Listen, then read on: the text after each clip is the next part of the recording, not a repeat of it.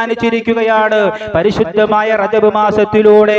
അതുകൊണ്ട് എന്റെ പ്രിയമുള്ളവരെ, അല്ലാഹു സുബ്ഹാനഹു വ തആല പറയുകയാണ്, വിശ്വാസികളെ, നിങ്ങൾ പരലോകത്തിലേക്കുള്ള SIR ഒന്ന് പുനർപരിശോധന നടത്തണമേ.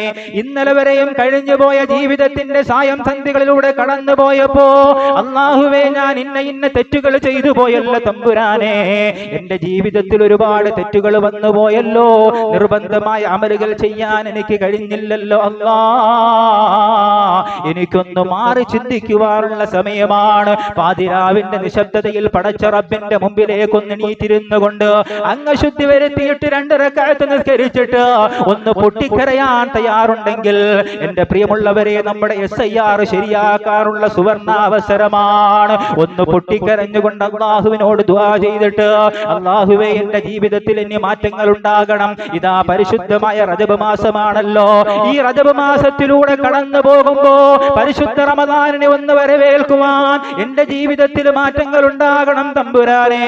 അല്ലാഹുവിന്റെ മുമ്പിൽ ഒന്ന് പൊട്ടിക്കരയാൻ തയ്യാറുണ്ടോ? നിങ്ങൾക്ക് വോട്ടിംഗ് ലിസ്റ്റിൽ പേര് വന്നിട്ടില്ല എങ്കിൽ, പരലോകത്തിലേക്കുള്ള വോട്ടിംഗ് ലിസ്റ്റിൽ പേര് വന്നിട്ടില്ല എങ്കിൽ, SIR നന്നാക്കാനുള്ള സുവർണാവസരമാണ്. പടച്ച റബ്ബിന്റെ മുമ്പിൽ ഒന്ന് കൈ ഉയർത്തൂ, എന്നിട്ടൊന്ന് ദുആ ചെയ്യൂ. അല്ലാഹുവേ,